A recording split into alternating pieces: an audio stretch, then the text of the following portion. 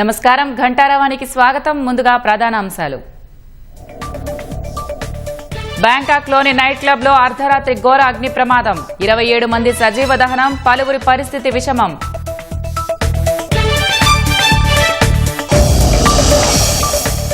నేడు కాంగ్రెస్ పార్లమెంట్ సభ్యులతో సమావేశం కానున్న సీఎం. రాష్ట్రానికి ప్రాజెక్టులు, నిధుల సాధనపై రేవంత్ రెడ్డి దిశానిర్దేశం.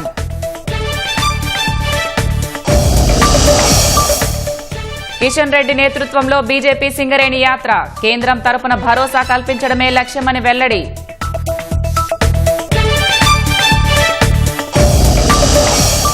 షాబాద్ 6 హత్యల నిందితుడి కోసం ముమ్మర వేట, తిమ్మాపూర్ వద్ద ఆత్మహత్యాయత్నం చేసి వెనుకడుగు వేసినట్లు గుర్తింపు.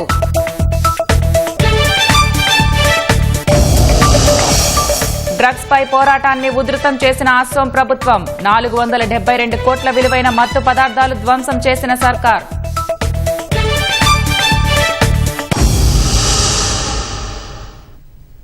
థాయిలాండ్ రాజధాని బ్యాంకాక్లో జరిగిన ఘోర అగ్ని ప్రమాదం పెను విషాదాన్ని నింపింది.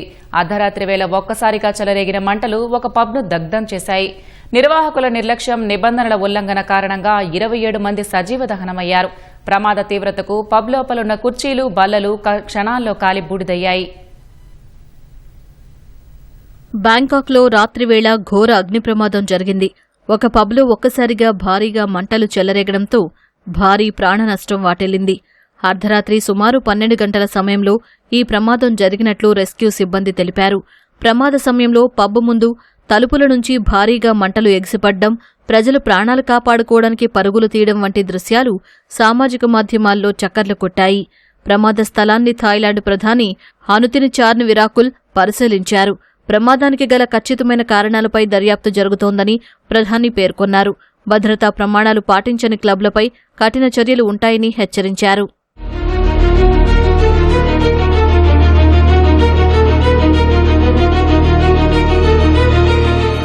పబ్లో కేవలం ఒకే ప్రధాన ద్వారం ఉండటంతో జనాలు ఒకేసారి బయటకు రావడానికి నెట్టుకోవడంతో తొక్కిసలాట జరిగి ప్రాణనష్టం పెరిగినట్లు రెస్క్యూ సిబ్బంది తెలిపారు.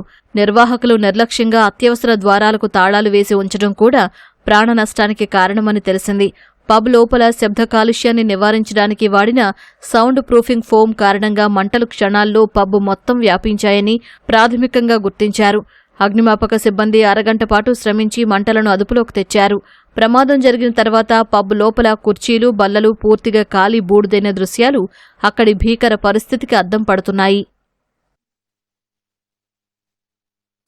త్వరలో ప్రారంభం కానున్న పార్లమెంట్ సమావేశాల్లో తెలంగాణ అంశాలపై అనుసరించాల్సిన వ్యూహంపై కాంగ్రెస్ రాష్ట్ర ఎంపీలతో ఇవాళ సీఎం రేవంత్ రెడ్డి సమీక్ష నిర్వహించనున్నారు. కేంద్రం వద్ద పెండింగ్లో ఉన్న తెలంగాణ ప్రాజెక్టులు, అనుమతులు రావాల్సిన అంశాలను ఎంపీలకు వివరించి వాటి సాధనకు పోరాడాలని దిశానిర్దేశం చేయనున్నారు. మధ్యాహ్నం ప్రజాభవన్లో జరిగే ఈ సమావేశానికి ఉప ముఖ్యమంత్రి బట్టి విక్రమార్క, ఉన్నతాధికారులు కూడా హాజరు కానున్నారు. మెట్రో 2వ దశ విస్తరణ, మూసీ పునరుజ్జీవం, ప్రాంతీయ వలరి రహదారి, పలు జాతీయ రహదారులకు అనుమతులు, నిధులు, ఇతర అన్ని శాఖల్లో పెండింగ్లో ఉన్న అంశాలను ఎంపీలకు వివరిస్తారని సమాచారం. రాష్ట్ర ప్రభుత్వ శాఖ వారీగా ఏ అంశాలు కేంద్రం వద్ద పెండింగ్లో ఉన్నాయనే సమాచారాన్ని సిద్ధం చేసి సీఎంకు ఇప్పటికే అందజేశారు. వాటిపై ఇప్పటికే సీఎం, మంత్రులు ఢిల్లీ వెళ్లి అనేకసార్లు విన్నవించినందున అనుమతులు, నిధులు రాబట్టేందుకు కృషి చేయాలని ఎంపీలకు సీఎం వివరించనున్నారని తెలుస్తోంది. కేంద్రం ఇటీవల తాడిచెర్ల బొగ్గు బ్లాక్ను సింగరేణికి కేటాయించిన నేపథ్యంలో బొగ్గు గనుల శాఖ మంత్రి కిషన్ రెడ్డి నేతృత్వంలో సింగరేణి భరోసా యాత్రను బీజేపీ ఇవాళ చేపట్టనున్నట్లు బీజేపీ రాష్ట్ర ముఖ్య అధికార ప్రతినిధి సుభాష్ తెలిపారు. నేటి నుంచి ప్రారంభమయ్యే ఈ యాత్రలో పార్టీ రాష్ట్ర అధ్యక్షులు రామచంద్రరావుతో పాటు పార్టీ ఎంపీలు, ఎమ్మెల్యేలు, ఎమ్మెల్సీలు పాల్గొంటారన్నారు. దేశ ప్రయోజనాల దృష్ట్యా భారత ప్రభుత్వం తీసుకున్న ఈ నిర్ణయం ప్రజల్లోకి తీసుకెళ్లేందుకు ఈ యాత్ర చేపడుతున్నట్లు వెల్లడించారు. కొత్తగూడెంలో ప్రారంభమైన మణుగూరు, భూపాలపల్లి, తాడిచెర్ల మీదుగా సాగి మంగళవారంతో ముగుస్తుందని తెలిపారు. ఎగువ కృష్ణా ప్రాజెక్టు ఆలమట్టి నిల్వ గరిష్ట స్థాయికి చేరుకుంటోంది. ఈ జలాశయం ప్రమాణాల ప్రకారం నిల్వ 100 టీఎంసీలకు చేరువయ్యే పరిస్థితి ఉంటే దిగువకు నీటిని విడుదల చేస్తారు. ఆదివారం నాటికి ఈ జలాశయ నీటి మట్టం 86 టీఎంసీలకు చేరుకుంది. పూర్తి స్థాయి నీటి నిల్వ సామర్థ్యం 129.72 టీఎంసీలు. మహారాష్ట్రలో కురిసిన భారీ వర్షాలకు ఎగువ నుంచి 1,33,000 క్యూసెక్కుల వరద వచ్చి చేరుతోంది. నేడో రేపో ఆలమట్టి గేట్లు ఎత్తి వరదను దిగువన ఉన్న నారాయణపూర్ జలాశయానికి విడుదల చేయనున్నారు. కృష్ణానది ఎడారిలా మారిన వేళ ఇది శుభవార్తగా ప్రజలు ఆనందం వ్యక్తం చేస్తున్నారు. నారాయణపూర్ జలాశయం పూర్తి నిల్వ 37.64 టీఎంసీలు కాగా ప్రస్తుతం 23.47 టీఎంసీ మట్టం వద్ద ఉంది. ఈ జలాశయం కూడా గరిష్ట స్థాయికి చేరితే దిగువన ఉన్న జూరాలకు ప్రవాహానికి విడిచిపెడతారు.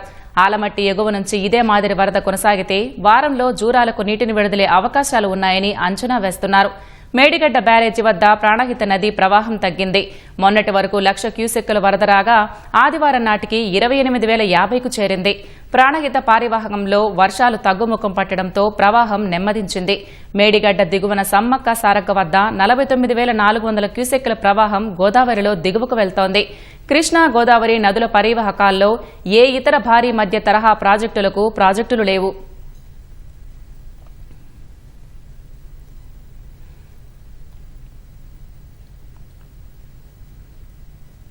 రాష్ట్ర వ్యాప్తంగా సంచలనం రేపిన షాబాద్ హంతకుడు రాజ్ కుమార్ కోసం పోలీసులు వేట ముమ్మరంగా సాగుతోంది. రంగారెడ్డి జిల్లా తెమ్మాపూర్ రైల్వే స్టేషన్ సమీపంలో చివరిసారి నిందితుడి కదలికలను గుర్తించిన పోలీసులకు ఆ తర్వాత ఆచూకీ చిక్కడం లేదు. ఆత్మహత్య చేసుకోవడానికి రంగారెడ్డి జిల్లా తెమ్మాపూర్ రైల్వే స్టేషన్ సమీపంలో రైలుకు ఎదురుగా వెళ్లినట్లు గుర్తించారు. పట్టాల మీద కొద్దిసేపు నిలబడి రైలు దగ్గరికి రాగానే పక్కకు తప్పుకున్నాడు. అందుకు సంబంధించిన దృశ్యాలు సమీపంలోని సీసీ కెమెరాల్లో రికార్డయ్యాయి. షాబాద్లో వరుస హత్యలు చేసి మారణకాండ సృష్టించిన నిందితుడు రాజ్ కుమార్ క్షణికావేశంలో కాకుండా పక్కా ప్రణాళికతోనే 6గురిని కడతెర్చినట్లు పోలీసుల దర్యాప్తులో తేలింది. ఏ సమయంలో హత్య చేయాలి, పక్కింట్లో ఉండేవారు లేని సమయం, ఇలా అన్ని విషయాలు పక్కాగా తెలుసుకుని నరమేధం సృష్టించినట్లు బయటపడింది. అందులో భాగంగానే నిందితుడు తన సొంత కారుకు బదులు షాద్నగర్కు వెళ్లి సెల్ఫ్ డ్రైవ్ కారు అద్దెకు తెచ్చుకున్నట్లు గుర్తించారు. హత్య తర్వాత పరారయ్యేందుకు, అవసరమైతే మార్గమధ్యలో వదిలేసేందుకు వీలుగా కారు తీసుకున్నట్లు పోలీసులు తెలిపారు. హత్యకు ఉపయోగించిన కత్తిని హైదరాబాద్ లేదా షాద్నగర్లో కొనుగోలు చేసి ఉండొచ్చని అంచనా వేస్తున్నారు. అయితే ఆ కత్తికి కొంత తుప్పు ఉన్నట్లు క్లూస్ టీం గుర్తించింది. క్షణికావేశంలోనైతే అందుబాటులో ఉన్న కత్తితో ఘాతుకానికి పాల్పడి తన కారులో పరారయ్యేవాడు. అద్దెకారు, షాబాద్ సమీప ప్రాంతాల్లో దొరకని కత్తి వినియోగించడం, ఫోన్ను వెంటనే స్విచ్ ఆఫ్ చేయడం ఆధారంగా నిందితుడు పథకం ప్రకారం అంతా చేసినట్లుగా పోలీసులు నిర్ధారణకు వచ్చారు.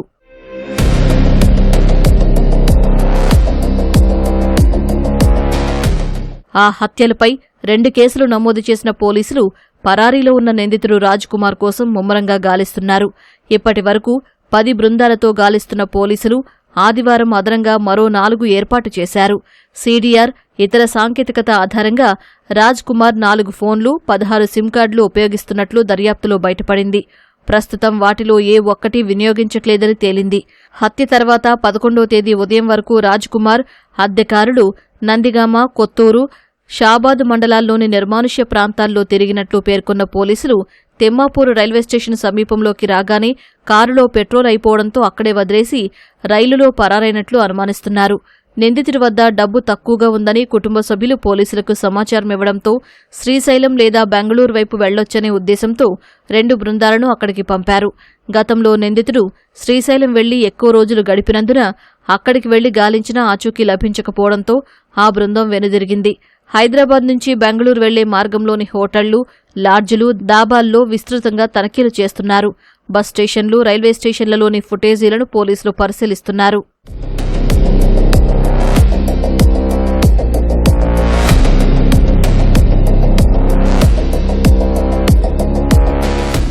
కేసులో మృతురాలైన బాలికను షాబాద్ మండలం దైవాలగూడ గ్రామంలోని అఖిల్ చెరువు దగ్గర గొంతు కోశాడు. షాబాద్లోని ఇంట్లో బాలిక తల్లి, నాన్నమ్మను చంపిన తర్వాత 5 కిలోమీటర్ల దూరంలోని చెరువు దగ్గరికి తీసుకెళ్లి ఎందుకు హతమార్చాడన్నది అంతులేని ప్రశ్నగా మిగిలింది. తనతో పాటు రావాలని బాలికను బలవంతం చేసే ప్రయత్నంలో భాగంగా కారులో వెంట తీసుకెళ్లాడని, తిరస్కరించడం వల్లే గొంతు కోసినట్లు అనుమానిస్తున్నారు. రాజ్ కుమార్ తల్లిదండ్రులు, ఇతర కుటుంబ సభ్యులు, సన్నిహితులు అందర్నీ పోలీసులు అదుపులోకి తీసుకుని రహస్యంగా విచారిస్తున్నారు. హత్యకు ముందు గత కొన్ని నెలలుగా నెలకొన్న పరిస్థితులు, రాజ్ కుమార్ నేపథ్యం, మానసిక పరిస్థితి అన్ని విషయాలపైన లోతుగా ఆరా తీస్తున్నారు. Future city police commissioner Tarun Joshi, Chevella DCP Yogesh Gautam case పురోగతిపై సమీక్షిస్తున్నారు. యోగేష్ గౌతమ్ షాబాద్ పోలీస్ స్టేషన్లో ఉంటూ గాలింపు బృందాలతో సమన్వయం చేసుకుంటున్నారు. గాలింపునకు ఎస్ఓటీ, ఇతర పోలీస్ స్టేషన్ల సిబ్బందిని రంగంలోకి దించారు. షాబాద్ ఠాణా సిబ్బందిపై ఆరోపణలతో పోలీస్ కమిషనర్ ఆ నిర్ణయం తీసుకున్నారు. ఎస్ఐఆర్ విషయంలో అప్రమత్తంగా ఉండి ప్రతి ఒక్కరూ ఓటును నమోదు చేసుకోవాలని కేంద్ర బొగ్గు గనుల శాఖ మంత్రి కిషన్ రెడ్డి సూచించారు. అంబర్పేట నియోజకవర్గంలోని కాచిగూడలో కేంద్ర మంత్రి కిషన్ రెడ్డి జలమండలి, జీహెచ్ఎంసీ, ట్రాన్స్కో, జెన్కో ఉన్నతాధికారులతో ప్రారంభమైన పాదయాత్ర గోల్నాక డివిజన్ అంబర్పేట మీదుగా బాగ్ అంబర్పేట్, నల్లకుంటలో ముగిసింది. అంబర్పేట నియోజకవర్గంలోని అనేక ప్రాంతాల్లో పాదయాత్ర చేసిన కిషన్ రెడ్డికి అడుగడుగునా మహిళల నుంచి ఘనస్వాగతం లభించింది. నగర విస్తరణకు అనుగుణంగా మౌలిక సదుపాయాలను మెరుగుపరచాల్సిన బాధ్యత రాష్ట్ర ప్రభుత్వానిదేనని కిషన్ రెడ్డి స్పష్టం చేశారు. 2,000 బస్తీలలో కూడా వీధి లైట్లు వెలగనటువంటి పరిస్థితులు. ఒక బస్తీలో 10 లైట్లుంటే 2 లైట్లు వస్తాయి. మెయిన్ రోడ్ల మీద షాపులు మూసేస్తే చీకటిగా అయిపోయింది. ప్రధానమైనటువంటి రోడ్ల మీద ఎక్కడ కూడా వీధి లైట్లు లేవు. ప్రభుత్వ పరంగా ప్రైవేట్ లైట్లు, షాప్స్ ముందు ఉన్నటువంటి లైట్లు, ఆ షాపుల మీద ఉన్నటువంటి బోర్డుకు సంబంధించినటువంటి సైనింగ్ లైట్స్ తప్ప మిగతా లైట్లే ఈరోజు కనిపించే పరిస్థితి లేదు. కాబట్టి నేను రాష్ట్ర ముఖ్యమంత్రి గారిని కోరుతా ఉన్నాను. ఈరోజు హైదరాబాద్ నగరము మరి 40% జనాభా ఉన్నటువంటి నగరానికి నిధుల కొరత ఉంది. రాష్ట్ర ప్రభుత్వానికి 70% ఆదాయం హైదరాబాద్ నుంచి వస్తున్నప్పటికీ కూడా హైదరాబాద్ అభివృద్ధి కోసం రాష్ట్ర ప్రభుత్వం 5% కూడా నిధులు కేటాయించడం లేదు. మధ్యాహ్న భోజన పథకం కార్మికులకు ముఖ్యమంత్రి రేవంత్ రెడ్డి ఇచ్చిన హామీని అమలు చేయాలని బీజేపీ రాష్ట్ర అధ్యక్షుడు రామచంద్రరావు డిమాండ్ చేశారు. ప్రభుత్వ పాఠశాలల్లో మధ్యాహ్న భోజనం వండే కార్మికుల సమస్యలు పరిష్కరించాలని కోరుతూ హైదరాబాద్ దోమలగూడలోని ఇందిరా ధర్నా చౌక్లో రాష్ట్ర ప్రభుత్వ పాఠశాలల mid day meals cooking workers union ఆధ్వర్యంలో చేపట్టిన మహిళల ధర్నాకు సంఘీభావం ప్రకటించారు. పాఠశాలల్లో డ్రాపౌట్ను నియంత్రించడానికి ఏర్పాటు చేసిన మధ్యాహ్న భోజన పథకాన్ని యథాతథంగా కొనసాగించాలని రామచంద్రరావు డిమాండ్ చేశారు. 10,000 రూపాయలు ఇవ్వాలనేటువంటి డిమాండ్, మీ డిమాండ్ ని మీరు సమర్థిస్తూ వారికి కూడా తప్పకుండా ఉత్తరం 3 రాష్ట్రాలు చెప్పడం. మీరు భయపడకండి, మీరు ఎక్కడ కూడా మీరు నిరుత్సాహపడకండి మన కార్యక్రమం. ఎందుకంటే మీరు చేసే పని ఏది ఉందో అది చాలా పవిత్రమైన పని. ఎందుకంటే చిన్నపిల్లలకు మనం భోజనం పెట్టి స్కూల్స్ డ్రాప్ అవుట్ కాకుండా ఈ మిడ్ డే మీల్ తీసుకోవడం జరిగింది. ఎప్పటి నుంచి అయితే ముఖ్యమంత్రి రేవంత్ రెడ్డి గారు ప్రమాణ స్వీకారం చేశారో అప్పటి నుంచి నెలకు 10,000 రూపాయలు లెక్క పెట్టి ఇవ్వాల్సిన అవసరం ఉంది. అంతేగాని అప్పుడే కానీ న్యాయం జరుగుతుంది, లేకుంటే జరగదు. హైదరాబాద్లోని జయలక్ష్మి కాలనీ వాసులు హైడ్రా, సైబరాబాద్ మున్సిపల్ కమిషన్ అధికారులకు కృతజ్ఞతలు తెలిపారు. వట్టినాగులపల్లిలో 10 ఎకరాల భూమిని 1992లో పోలీస్ శాఖకు చెందిన 174 మంది ఉద్యోగులు కొనుగోలు చేశారు. అయితే 1996లో జీవో 111 అమల్లోకి రావడంతో లేఅవుట్ అభివృద్ది నిలిచిపోయింది. కాలనీ వాసులు పక్కనే ఉన్న సర్వే నెంబర్ 189లోని 6.5 ఎకరాల స్థలం గుండా 2023 వరకు ఎలాంటి ఇబ్బంది లేకుండా రాకపోకలు సాగించారు. భూదాన్ స్థలాన్ని రిజిస్ట్రేషన్ల నిషేధం ఉన్నా బోయినపల్లి శ్రీనివాసరావు అనే వ్యక్తి కొనుగోలు చేశారని ఆరోపించారు. కలెక్టర్ సహా హైడ్రా అధికారులకు ఫిర్యాదు చేయడంతో మూసివేసిన రహదారిని పునరుద్దరించారు. సమస్యను పరిష్కరించినందుకు మున్సిపల్ కమిషనర్, హైడ్రా కమిషనర్ రంగనాథ్కు కాలనీ వాసులు కృతజ్ఞతలు తెలిపారు. మేము ఇది 1992వ సంవత్సరంలో 10 ఎకరాల ల్యాండ్ను వెంకటేశ్వరరావు గారి దగ్గర లేఅవుట్ నుంచి కొనుగోలు చేసినాము. దాని తర్వాత 96లో 111 జీవో రావడం వల్ల ఇది లేఅవుట్ డెవలప్మెంట్ ఆగిపోయింది. దీంట్లో 189 సర్వే నెంబర్లో 6 ఎకరాల 30 గుంటలు భూదాన్ ల్యాండ్ అని ఉంది. Software employees cooperative housing society limited అని ఒక ఇది ఏర్పాటు చేసుకొని దాంట్లో 63 మంది కలిసి కొన్నారు. లేఅవుట్ చేసుకున్నారు, రోడ్స్ అన్ని ఫామ్ చేసుకున్నారు. మాది కూడా ఉండే దారిని బంద్ చేసి కొన్ని టిన్ షెడ్స్ అన్ని వేసి అడ్డించేసి మా సభ్యులను ఎవరిని రానికుండా 2023 నుంచి ఇప్పటి వరకు ఇది చేశారు. మున్సిపల్ కమిషనర్ గారికి, హైడ్రా కమిషనర్ రంగనాథ్ గారికి కృతజ్ఞతలు తెలుపుతూ మా జయలక్ష్మి కాలనీ తరఫున మేము కృతజ్ఞతలు తెలుపుతున్నాము. హైదరాబాద్ శేరిలింగంపల్లి మండలం కాజాగూడలో హైడ్రా చేపట్టిన సుందరీకరణ పనులను వెంటనే నిలిపివేయాలని డిమాండ్ చేస్తూ పెద్దగోని కుటుంబ సభ్యులు ఆందోళనకు దిగారు. తమకు ఎలాంటి ముందస్తు నోటీసులు ఇవ్వకుండా హైడ్రా పనులు చేపట్టిందని తీవ్ర అభ్యంతరం వ్యక్తం చేశారు. కాజాగూడ గ్రామంలో ఉన్న 4 ఎకరాల భూమిపై ఆధారపడి జీవనం సాగిస్తున్నామని పేర్కొన్నారు. తమ వద్ద పట్టాలు, పహాణీలతో సహా అన్ని రెవెన్యూ రికార్డులు ఉన్నాయని తెలిపారు. ఈ భూమి పూర్తిగా తమ కుటుంబానికే చెందుతుందని, ఎలాంటి చట్టబద్దమైన ఆధారాలు లేకుండా భూ రికార్డులు మార్చేశారని ఆరోపించారు. కోర్టు ఆదేశాలు అమల్లో ఉన్నప్పటికీ హైడ్రా అధికారులు వాటిని బేఖాతరు చేస్తున్నారని మండిపడ్డారు. హైడ్రా కమిషనర్ తక్షణమే స్పందించి న్యాయం చేయాలని పెదగోని కుటుంబ సభ్యులు డిమాండ్ చేశారు. 173/60 మన ల్యాండ్ వచ్చేసి 4 acres 2 గుంటాస్. అది ఇంట్లో దీని పట్టణ 1 acre 16 గుంటాస్ గవర్నమెంట్ ల్యాండ్ ఉండే. 60 తర్వాత రీసర్వే అయింది. రీసర్వే అయినప్పుడు సర్వే నెంబర్స్ అన్ని చేంజ్ అయినాయి. 173/16 బై నెంబర్ 17 ఇచ్చారు. 17 ఏం చేశారు, 1 acre 16 guntas plus 4 acres 2 guntas add చేసి 5 acres 18 గుంటాస్ చేశారు. Total land belongs to government land అని ఇచ్చారు. ఇప్పుడు మా దగ్గర కోర్టు స్టే ఉన్నంత కూడా మేము పని ఆపమంటే ఆపట్లేరు, చేసుకుంటూ పోతున్నా. దీంట్లో కాంట్రాక్టర్ పోయి అడిగితే హైడ్రా ఆఫీస్ వెళ్ళి కంప్లైంట్ చేయండి, హైడ్రా నుండి రంగనాథ్ గారు చెప్తేనే మేము ఆపుతాము, లేకపోతే ఆపనన్నారు. ఒకసారి పోయి ఆ కంప్లైంట్ ఇచ్చి వచ్చినాం, తర్వాత కూడా రెస్పాన్స్ రాలేదు. వీళ్ళేమో పని ఆపట్లేదు. విషసర్పాలను చూస్తేనే భయం వేస్తుంది. ఓ వ్యక్తి మాత్రం జనావాసాల్లో సంచరిస్తున్న పాములను పట్టుకోవడమే ప్రవృత్తిగా మలుచుకున్నాడు. పెద్దపల్లి జిల్లా రామగుండంకు చెందిన షేక్ గౌస్ ఖాద్రీ వృత్తిరీత్యా ఆటో డ్రైవర్. నిత్యం ఎంతో మంది ప్రయాణికులను గమ్యస్థానాలకు చేర్చి జీవనోపాధి పొందుతున్నాడు.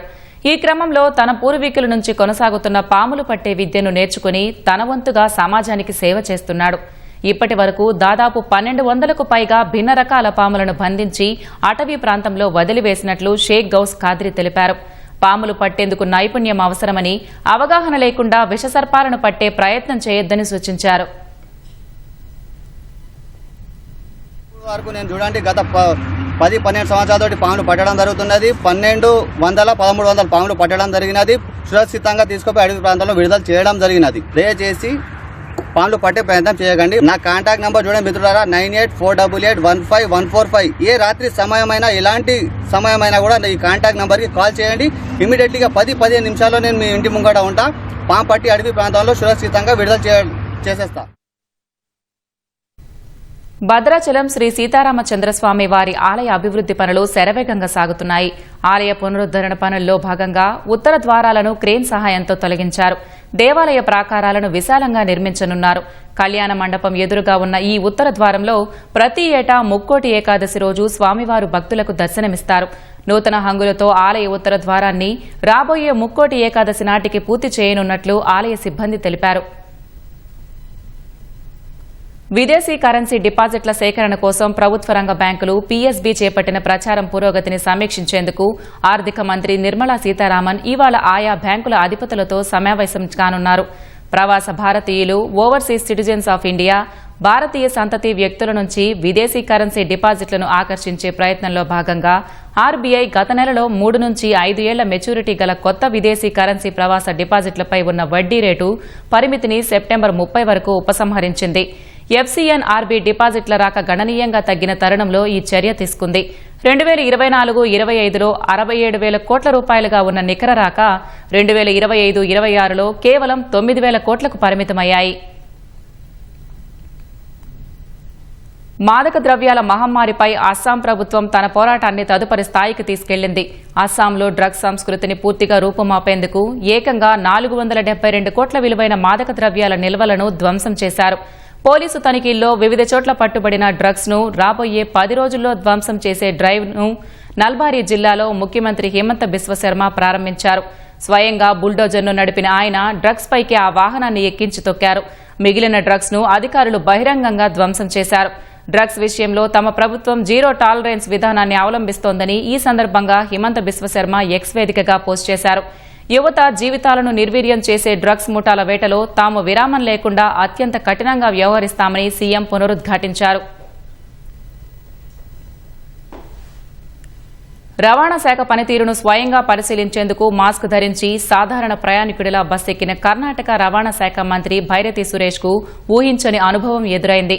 చిల్లర లేదనే కారణంతో కండక్టర్ ఆయన్ను బస్సులోంచి దిగిపోవాలని కోరగా మంత్రి మర్యాదగా బస్సు దిగిపోయారు. రవాణా శాఖ లోపాలను, ప్రయాణికుల ఇబ్బందులను తెలుసుకోవడానికి మంత్రి రాత్రి వేళ 7 నుంచి 9 గంటల మధ్య పలు BMTC బస్సుల్లో ప్రయాణించారు. కొందరు కండక్టర్లు మర్యాదపూర్వకంగా ఉన్నట్టు మంత్రి గుర్తించారు.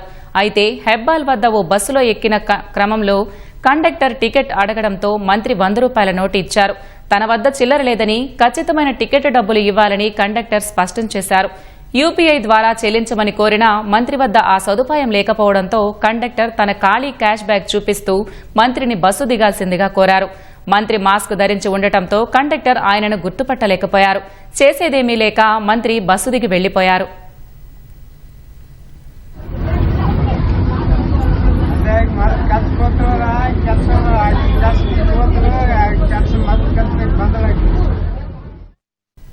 కారాగారాల్లో జీవిస్తూ తమ నివాసాలకు దూరమైన ఖైదీలు, పక్షులకు మాత్రం పునరావాసం కల్పించాలని ప్రయత్నిస్తున్నారు. మధ్యప్రదేశ్ చింద్వాడ జిల్లా జైలు అధికారులు ఖైదీల పునరావాస కార్యక్రమంలో భాగంగా ఈ వినూత్న కార్యక్రమానికి శ్రీకారం చుట్టారు. పిచ్చుకలు, ఇతర పక్షుల కోసం గూళ్లు, ఫీడర్లను ఖైదీలు రూపొందిస్తున్నారు. పక్షులకు నీరు అందించడానికి, వర్షాకాలంలో ఆవాసం కోసం ఇవి బాగా ఉపయోగపడతాయని జైలు అధికారులు పేర్కొన్నారు. వీటిలో ప్రత్యేకమైన QR కోడ్ను కూడా ఏర్పాటు చేశారు. స్కాన్ చేసిన వెంటనే పక్షి గుళ్లను ఎలా అమర్చాలి, ఏ రకాల పక్షులకు ఎలాంటి ఆహారం అందించాలి అనే పూర్తి వివరాలు ఇందులో ఉంటాయి. ఈ సామాజిక సంకల్పానికి మద్దతు ఇవ్వాలనుకునే వ్యక్తులు, స్వచ్ఛంద సంస్థలు ముందుకు రావాలని జైలు అధికారులు కోరారు.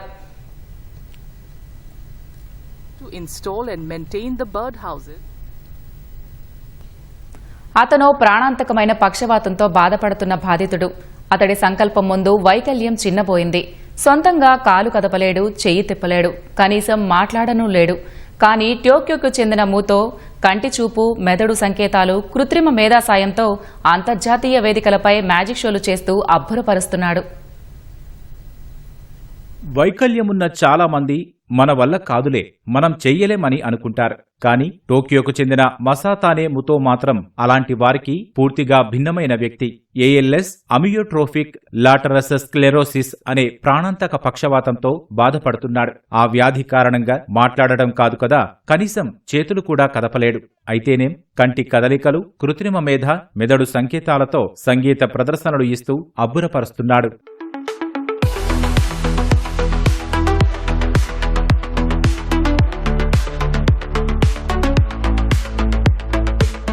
ఇటీవల టోక్యోలో జరిగిన మూవ్ ఫెస్టివల్ 2026 10వ వార్షికోత్సవంలో మసాతానేముతో రోబోటిక్ చేతులు, AI వాయిస్ సాయంతో మ్యూజిక్ షో నిర్వహించాడు. ALS వ్యాధిపై అవగాహన కల్పించడానికి, బాధితుల్లో భరోసా నింపడానికి అతడే స్వయంగా ఈ ఫెస్టివల్ ను ప్రారంభించాడు. అతడిని IVDJ మాసా అని పిలుస్తారు. ముతో ధరించిన ఈ హుడెడ్ జాకెట్ కేవలం ఒక కాస్ట్యూమ్ మాత్రమే కాదు, ఆయన స్టేజ్ పై ప్రదర్శన ఇవ్వడానికి ఉపయోగపడే ఓ అధునాతన సాంకేతిక వ్యవస్థ. ముతో మెదడు ఇచ్చే సంకేతాలను గ్రహించి ఈ జాకెట్ కు ఉన్న రోబోటిక్ చేతులు కదులుతాయి.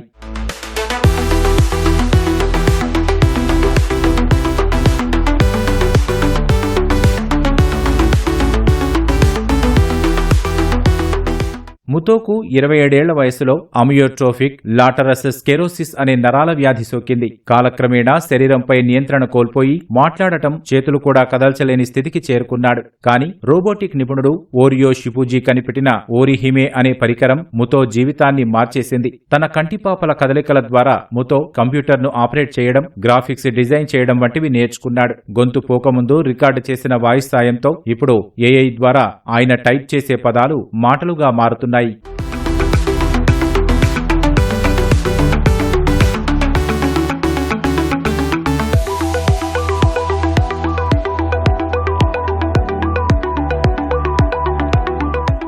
ముతో స్టేజిపైకి వచ్చి ప్రతి ఒక్కరూ లేచి నిలబడండి, కలసి డ్యాన్స్ చేద్దామని ఆయన ఇచ్చే పిలుపు సంగీత ప్రియుల్లో జోష్ నింపుతోంది. కళ్ల కదలికలతో మ్యూజిక్, విజువల్స్ ను మార్చే ముతో తలపై ఉండే సెన్సార్ల ద్వారా బ్రెయిన్ సిగ్నల్స్ పంపిస్తూ రోబోటిక్ చేతులను ఆపరేట్ చేస్తాడు. జూన్లో జరిగిన షోలో తన మెదడు సంకేతాలతో ఒక డ్రోన్ ను కూడా గాల్లో ఎగురవేసి రికార్డు సృష్టించాడు. టోక్యోలో సక్సెస్ సాధించిన తర్వాత అతడి బృందం బ్యాంకాక్ లోనూ తొలి అంతర్జాతీయ ప్రదర్శనను విజయవంతంగా ముగించింది.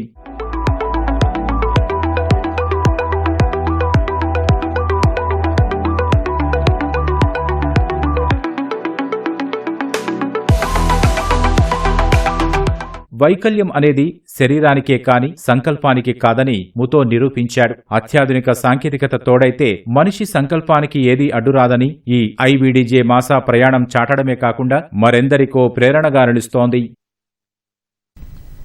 కర్ణాటకలోని మురుడేశ్వర్లో కదిలే రైలు నుంచి దిగుతూ ప్రమాదంలో పడ్డ ప్రయాణికుడిని కాపాడిన పాయింట్స్మెన్ కు కొంకణ్ రైల్వే కార్పొరేషన్ 10,000 రూపాయల బహుమతిని అందజేసింది. జూలై 12న ఉదయం మంగళూరు ముంబై రైలు మురుడేశ్వర్ స్టేషన్ కు చేరుకున్న సమయంలో గైఫూర్ అనే వ్యక్తి కదిలే రైలు నుంచి దిగబోయాడు. ఆ క్రమంలో నియంత్రణ కోల్పోయి రైలుకు ప్లాట్ఫామ్ కు మధ్య పడబోయాడు. అక్కడే విధుల్లో ఉన్న పాయింట్స్మెన్ గణపతి వేగంగా వెళ్లి ఆ ప్రయాణికుడిని పక్కకు లాగి ప్రాణాపాయం నుంచి రక్షించాడు.